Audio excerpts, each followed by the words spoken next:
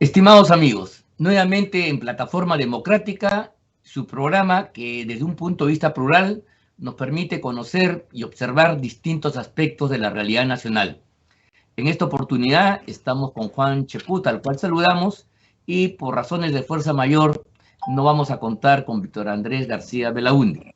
Este programa, como le recordamos a todos ustedes, se transmite por el canal de HTV de Cable Más y las redes sociales de la Coordinadora Republicana. Bien, la semana que transcurre está marcada sin duda por, por el nombramiento de un nuevo gabinete que acusa también problemas que ya analizaremos en su momento.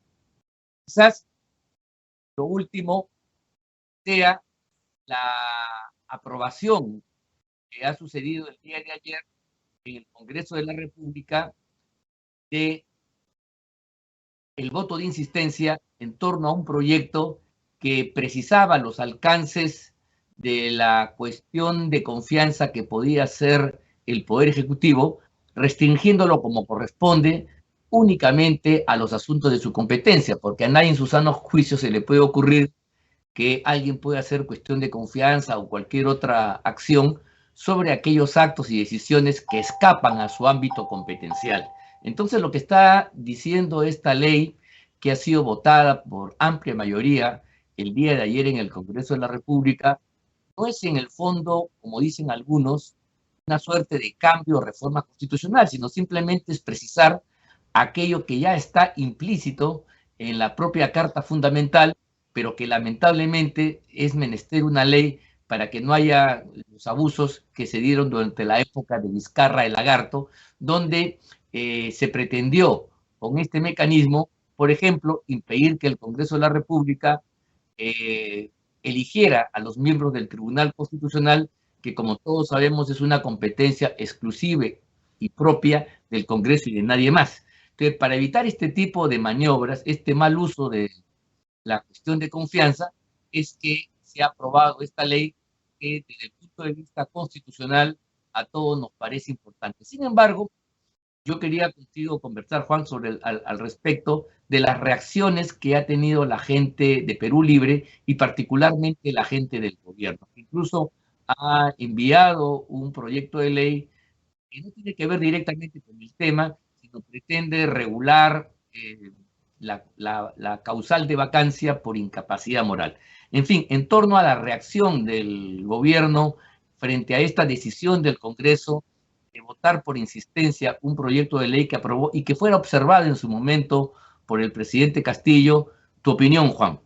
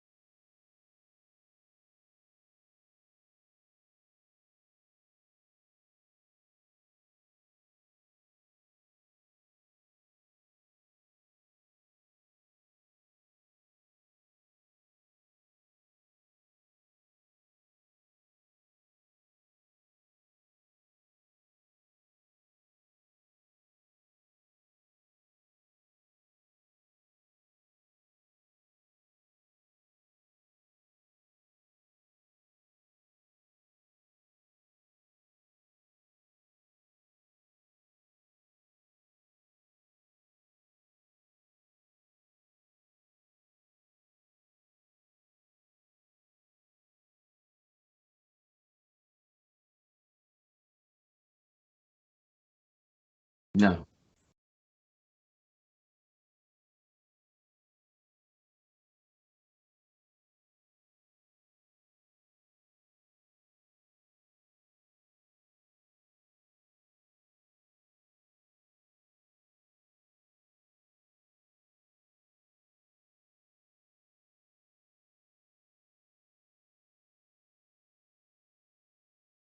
Muy bien, efectivamente coincido contigo en la parte referente a que el Congreso ha obrado con prontitud y con oportunidad, y también en forma directa zanja un problema, y repito, contra lo que dicen los adversarios en torno a este tema, no está modificando la Constitución, está diciendo algo de sentido común.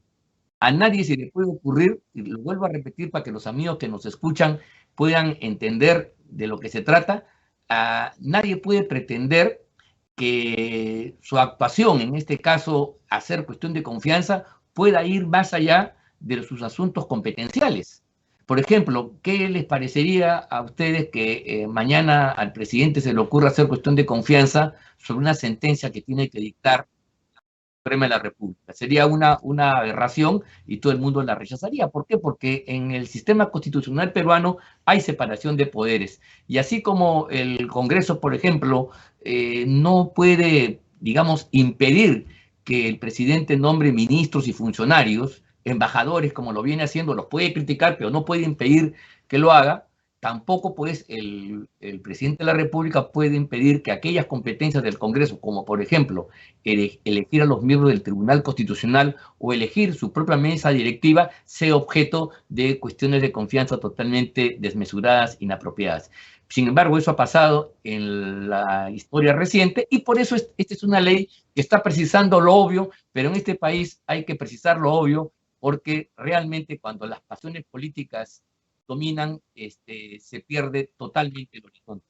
En cuanto al tema que tú planteas, Juan, de la pretensión de cambiar o eliminar la incapacidad moral, convirtiéndola, como dice Cairo, este pseudo constitucionalista, que plantea que se denomine incapacidad mental, aquí hay una deformación. Primero porque lo mental es propio de lo físico. O sea, mañana una persona puede tener un, qué sé yo, un tumor cerebral, un aneurisma, y bueno, y tener pues unas enfermedades que la psiquiatría como ciencia estudia. Pero la incapacidad moral no tiene que ver con una enfermedad, sino tiene que ver con una conducta que deshonra, que mancilla, que afecta a la majestad del cargo. Imaginémonos, por ejemplo, ¿qué pasa si mañana el presidente de la República sale con su carro borracho y atropella a dos personas? De acuerdo a la Constitución, él no podría ser procesado por este delito, sino hasta que termine su mandato, o sea, después de 4 o 5 años. ¿Es factible esto? La sociedad peruana podría soportar que el presidente manejando borracho haya lesionado o dado muerte a algunos ciudadanos por su irresponsabilidad? Claro que no. En estos casos, un presidente consciente renuncia, pero si no quiere renunciar, está justamente la medida de la incapacidad moral, porque eso es un acto que ha afectado la dignidad del cargo que ostenta. Entonces, esto tiene que existir y existe desde el siglo XIX. Estuvo vigente en la Constitución de 1839 y se ha mantenido como un elemento propio de la tradición constitucional peruana.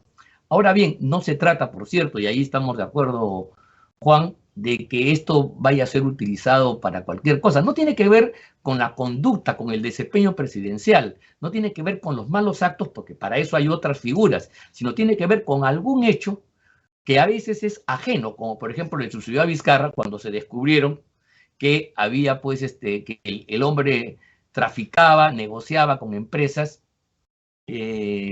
sobornos, coimas, chantajes, cuando era presidente regional. Eso se descubrió y se descubrió no por un chisme, sino porque había una investigación fiscal en curso. Entonces, entendamos las cosas. No es cierto que la cuestión de confianza tiene como contraparte la incapacidad moral. Mucho cuidado con eso y creo yo que tú has desarrollado correctamente esa idea.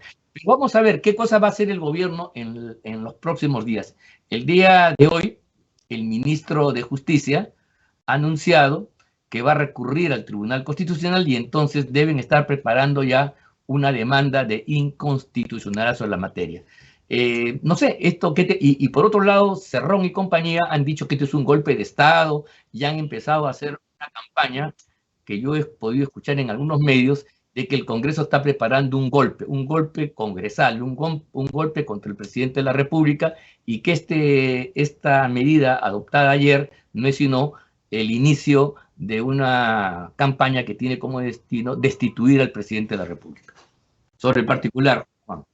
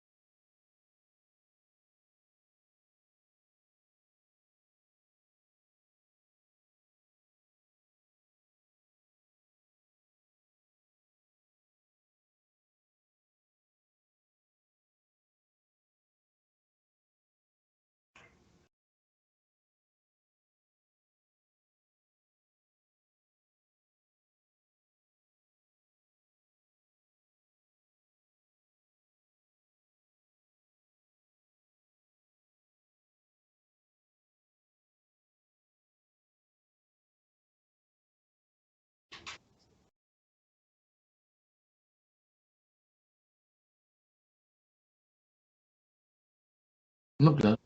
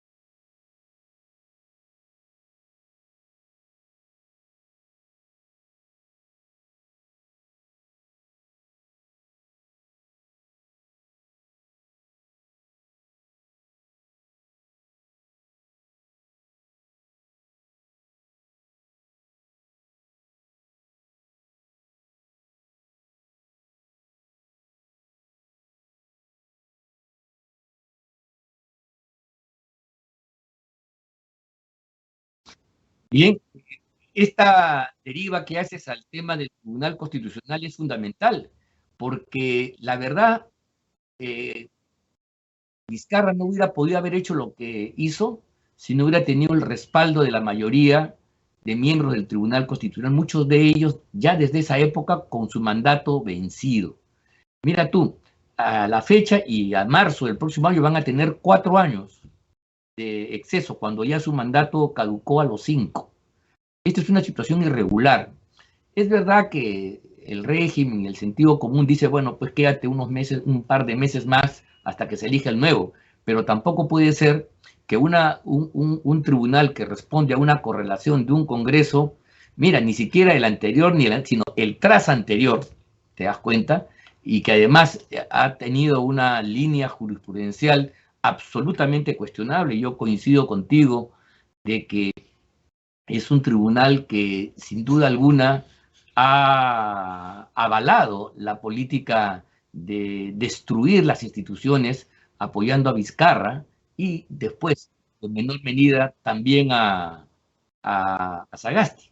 En consecuencia, el tema del Tribunal Constitucional se convierte en un asunto fundamental para la vigencia del sistema democrático.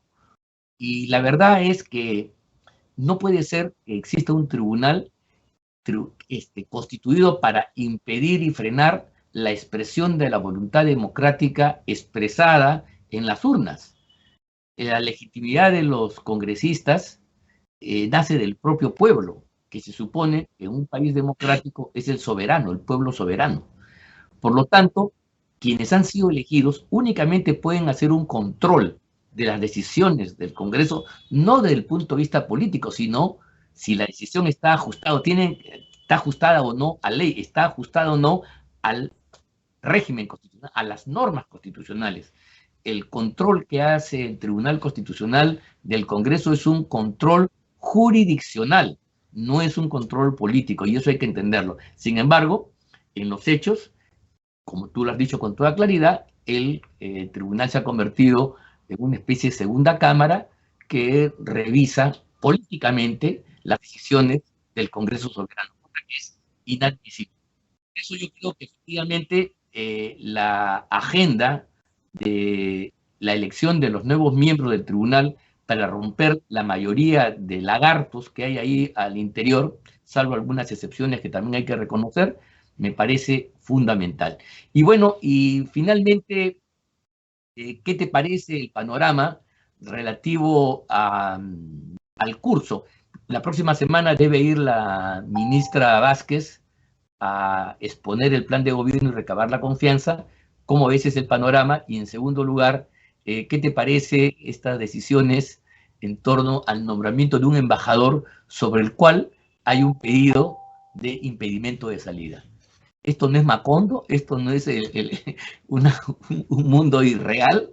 ¿Cómo es posible que el embajador de repente no va a poder salir porque tiene un mandato que le impide viajar al país donde va a representarnos? ¿Cómo sucede esta? Por supuesto, pues el presidente de la República y nadie más. De paja.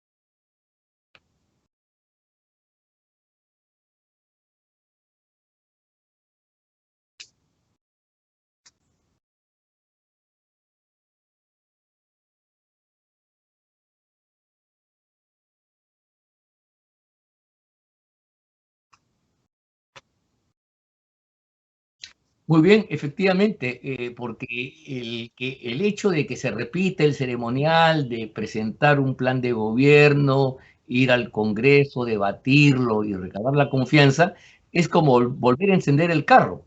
Eso implica que el vehículo nunca despegó y ya pasaron más de 60 días y no llegamos a los 100, y lo que debiera ser una luna de miel, el famoso periodo de gracia, se está convirtiendo en una suerte de pantano para el gobierno del señor Castillo. Mira, ya ni siquiera en los términos ideológicos políticos que podemos discrepar, sino de la propia eficiencia de la mecánica de funcionamiento del propio Estado.